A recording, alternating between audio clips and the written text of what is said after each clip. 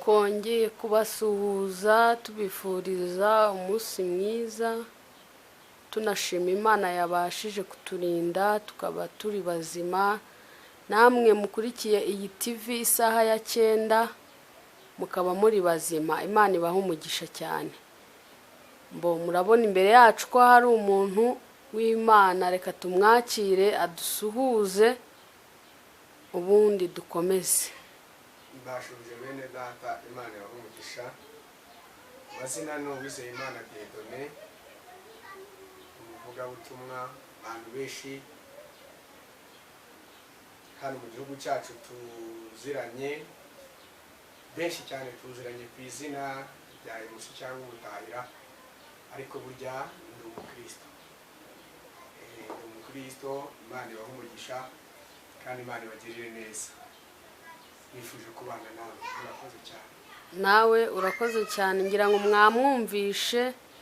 Ni umugabo ushima Imana, ni MC, ni Umutahira, akaba n'umuvugabutumwa. Birashimishije cyane. Twamwakire hano rero ku isaha ya 9. Ndagira ngo wowe utarakora subscribe ukore subscribe, unakande kuri ako kazogera ubone imbere yawe, kugira ngo ibiganiro byacu bijye bikugeraho uri uwa mbere. Ubundi reka tumwakire atugezeho icyo Imana yamutumye muri iki gitondo, atugezeho ijambo Imana yamuhaye. Reka tumusengere Imana. Mana, turagushimiye, tugushimiye ko ari wowe urarika, tugushimiye ko abanye natwe.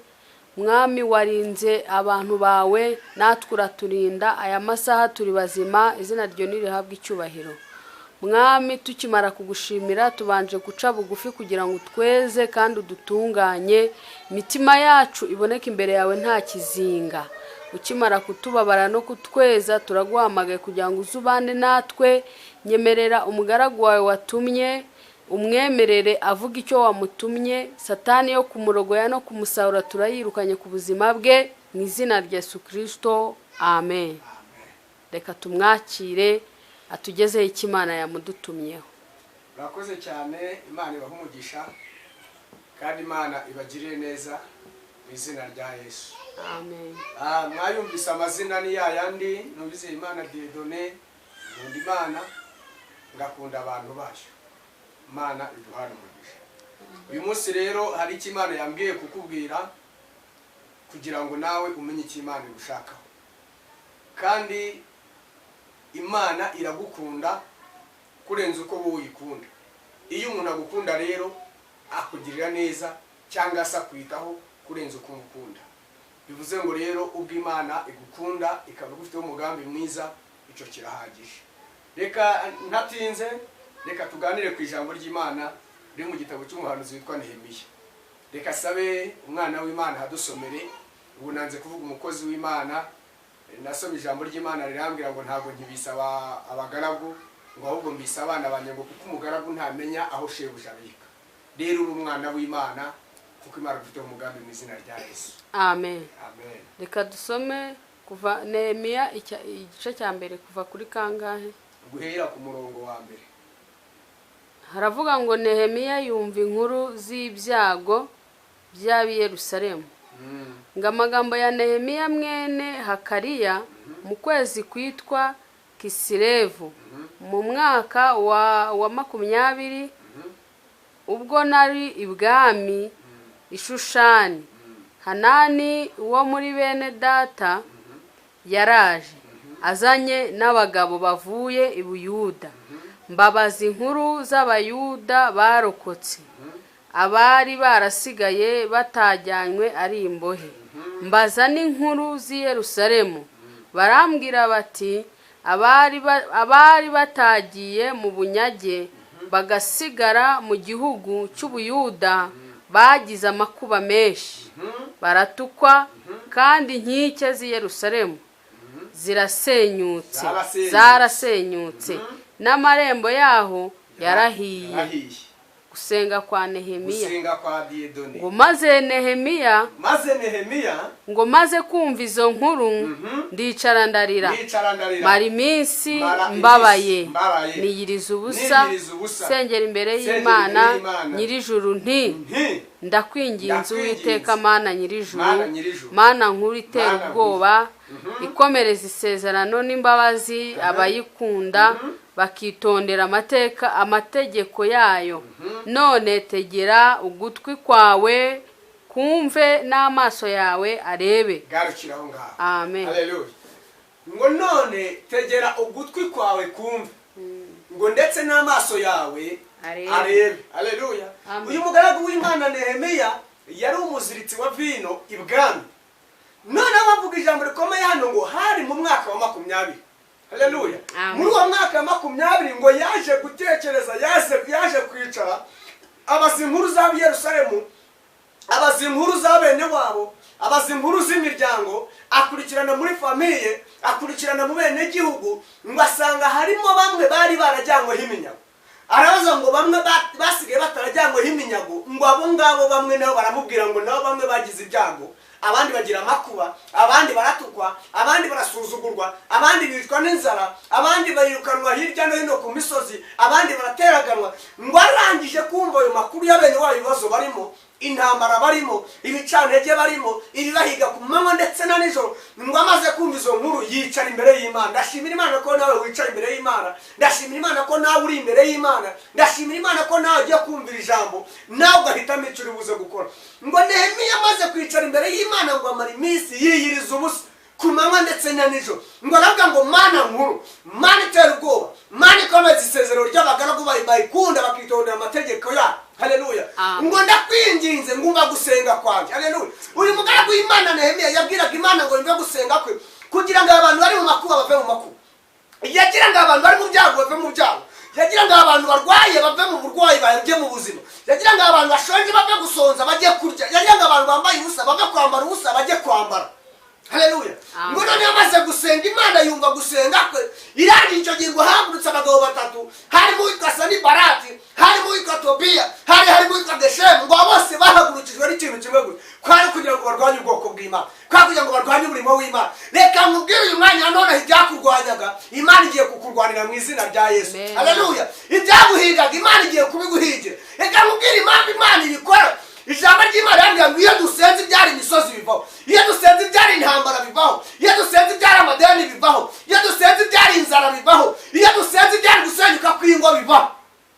Amen. Reka mvugane nawe wowe ufite ikibazo gikomeye, uyu mwanya abwira Imana ngo Mana njyewe ntacyo nari nshoboye, ariko muri Kristo Yesu biremera, iki ngiki nacyo cyaranari, gikoraho wowe ukivuga. Haleluya. Kuko ijambo ry'Imana rivuga ngo akanwa kacu kararema.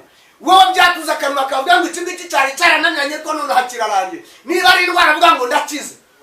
Nabonye Imana ikora ibintu n'ibitangaza. Haleluya. Nabonye Imana ikorera mu bayobozi, ikoresha abayobozi. Ariko uvuza abayobozi, nibuka abantu bamaze iminsi bakiritika ku bayobozi, bavuga ngo abayobozi, ngo urabona ngo abayobozi, ngo mbese ngo iyo urebye usanga bakunze bihugiyeho bakirebaho. Mbese wowe urabyumva ute? Wundi abayobozi wo bavugaho iki? Yesu bamubajije ijambo rimwe, baramubaza ngo uri umwana w'Imana, arabaza ngo mwebwe munyita nde? Haleluya. Amen. Yesu yavuze ijambo rikomeye, aravuga ngo nibabanga muzamenye ko ari igihe babanje kwanga. Uwo muntu uvuga ayo magambo ngo abayobozi bihugiraho, uwo muntu ntago akunda igihugu. Kubera ko buriya iyo umuntu akora ibyiza ababi ntibamukunda. Kuko reka nkubwire, ntabwo umuyobozi wa polisi igisambo gishobora kumukunda gute kandi kizi ko nikijya kwiba wa mupolisi ari bugifata. Buriya mubwira kandi kantu, buriya uyu muntu uri kuzunguza mu muhanda burya ntashobora gukunda daso, ntibishoboka. Kuko arabizi ko daso bayihaye uburenganzira bwo kuvuga ngo ntabwo dushaka abazunguza, uwo ntabwo umuzunguza yamukunda. Bivuze ngo abo ngabo rero niba abandi baba bagenda bashaka gukuramo abantu gukunda igihugu no gukunda abayobozi. Kandi ijambo ry'Imana ribivuga hiki, reba ngo nimwubaha abayobozi bose, kuko nta muyobozi burya n'umwe ujyaho adashyizweho n'Imana. haleluya. Ahubwo reka mbone rongewe no gushima muvuze utyo mpita nibuka uyu mugabo Nehemiya yavuze amagambo akomeye arwanira ubwoko bw'Imana, abana b'Imana baratsinda, abana b'Imana barabohoka. Reka nkwereke impamvu.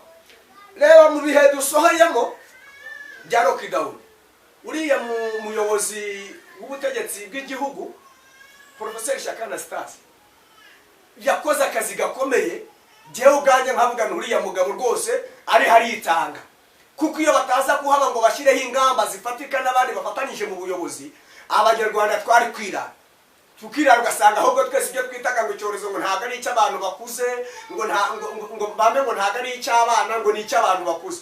Buriya iyo bataza kuhaba kugira ngo bafatanye mu nzego zabo bashyire hamwe, abanyarwanda ubu tuba twarapfuye nk'inshishi, kuko inshishi zishobora kujya ku kirayi kiriho amamesa nk'umuntu akagikaragira zigapfira rimwe, natwe reka twari kugenda.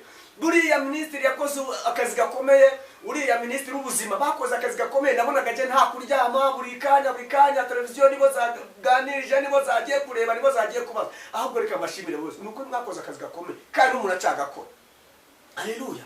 Ahubwo reka mboneraho kubasaba mu byubahiro byanyu mufate n'iminota nka 30 mupfukame imbere y'uburiri bwanyu, musenge mushime Imana ibongerera ubwenge, kuko hari n'ibindi Imana ishaka kubaganiriza kugira ngo mumenye uko mukomeza kutuyobora mu cyerekezo cyiza, haleluya.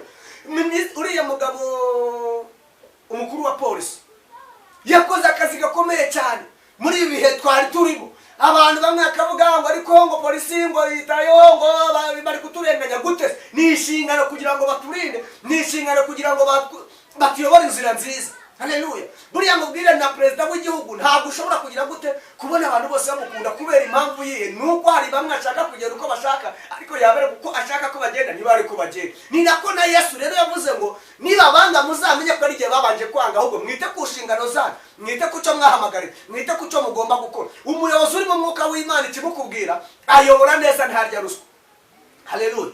Ahangaha nivuga gutya, reka mpite nibuka kuba pasiteri 2019 ndibuka Imana nibwo ize kutubwira ngo izanye icyorezo, haleluya. Icyo cyorezo ngo kije ngo Imana igiye kumanura abapasiteri bishize hejuru ngo bakanga kumvira ijwi rya. Icyo gihe Imana atubwira ngo igiye gufunga isengero, abantu hamwe yatira kereka yafunga isengero gute se kandi ari abantu baba basenga. Iratubwira ngo hari igihe muzashaka aho musengera muhabura, kandi koko uyu munsi wa none sana bari gusenga nibanga.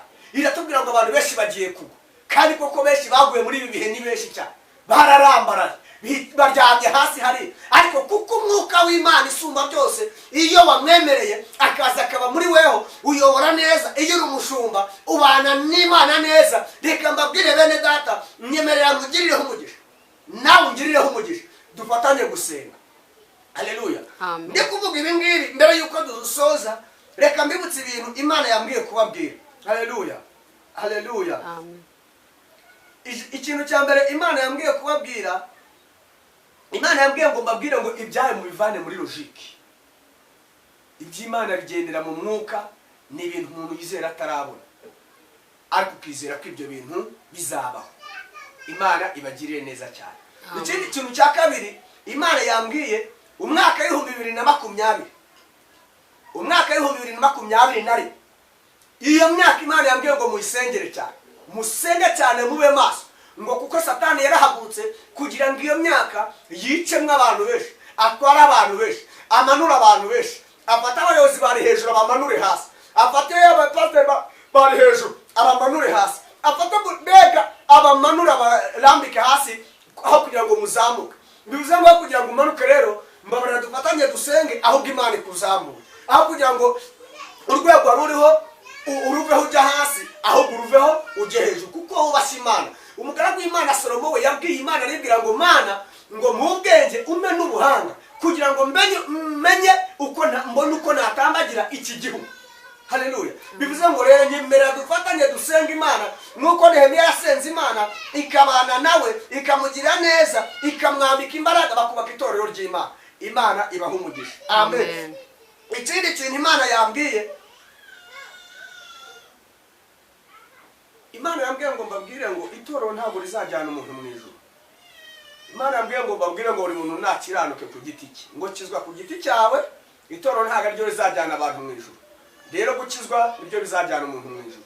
Nyemerera dufatanye muri aka kanya, bantu b'Imana, ababyeyi mwese, mureke dufatanye dusengere ingo zacu, abana bacu, inshuti zacu, abavandimwe, barumuna bacu, bakuru bacu, yewe ndetse n'abashiki bacu, kugira ngo imiryango yacu, itorero ry'Imana, igihugu cyacu dukomeze kuba mu mwanya umwe, nta kituvangiye mu ntego twihaye kugira ngo tugere ku iterambere.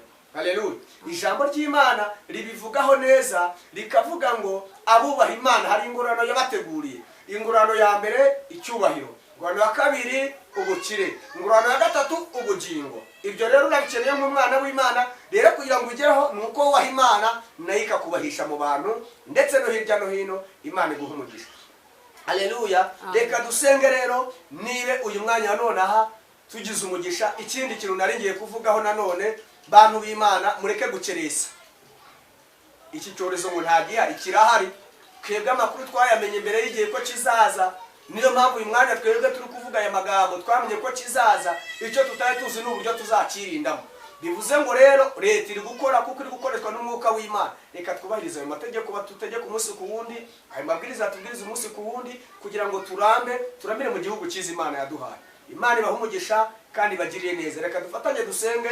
Niba ushaka kwakira Yesu Kristo nk'umwami n'umukiza, niba abonaga ahantu wacitse intege, Nehemiya ngo yicaye imbere y'Imana ku manywa na nijoro yiyiriza ubusa. Bivuze ngo kwiyiriza ubusa bivanaho imbaraga zose zari zahagurukiye umuntu.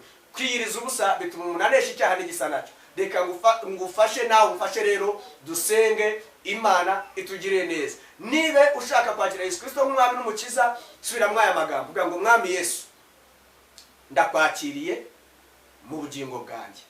Nari naragendeye kure yawe, ariko none ndakugarukiye kuko uri uwera, mu izina rya Yesu Kristo wa Nazareti. Amen. Imana iguha umugisha kandi Imana irakubabariye, irakicaye ku ntebe yawe y'imbabazi. Nawe rero niba wacitse intege ukaba wumvaga nta mbaraga ugifite, fata ibihe wiyiriza ubusa, ubwire Imana ngo Mana ndakugarukiye. Muri Yoweri haranditswe ngo nimungarukira mwiyirije ubusa n'imitima yanyu, nanjye nzabagarukira. Ngaho nawe garukira Imana, avuga ngo mwami Yesu, nari narasubiye inyuma, ariko kubwira ijambo ry'umwana wawe nanjye ngarutse imbere yawe. Subizamo izindi mbaraga, ndema bundi bushyashya, imigambi yawe ntibakamenyero muri njyewe, none iteka ryose mu izina rya Yesu. Amen. Reka rero njye sengera undi muntu nanone, umuntu urushye, umuntu uremerewe, umuntu ufite ibibazo, subiremo aya magambo, numara kuyasubiramo wizere kandi ko birangiye. Vuga ngo mwami Yesu, ndagushimiye ko unkunda. Amazina yanjye urayazi, ndakwakiriye umutima wanjye ko narindushe kandi ndemerewe. Ngaho nakuruhuka, ibibazo nari mfite ndabigukoreye kugira ngo jewe nakire ibisubizo byabyo mu izina rya Yesu. Amen. Imana ibagire neza kandi Imana ibatabare, Imana ibamurikishize mu maso hayo heza. Isaha ya 9 TV namwe turabashimiye. Imana ibagirire neza kandi Imana ibaha umugisha. Naho gutaha yarubize Imana Dieudonné, murakoze cyane. Imana ibatabare murakabyara. Amen. Imana imuhereze imigisha myinshi kandi dushimye Imana. Ikintu cya mbere Imana iratubwiye ngo tuvane ibyayo muri logique. Reka tumusengera Imana dusoza. Ndagusabye wowe utarakora subscribe kugira ngo ukore subscribe, nunezezwa n'ibi biganiro byacu ubikoreshe ya ubigeze hirya no hino, kandi ukangurira abantu benshi kureba Isaha ya 9 TV kugira ngo turusheho kwamamaza ubutumwa bw'Imana. Turagushimiye mwami ko wabanye natwe, umugaragu wawe turamusengeye tumuhesheje umugisha. Nyemerera wongere umwuzuze, wongere umutume, natwe twiteguye kumva no kumvira, ni mu izina rya Yesu Kristo. Amen. Murakoze. Ciao.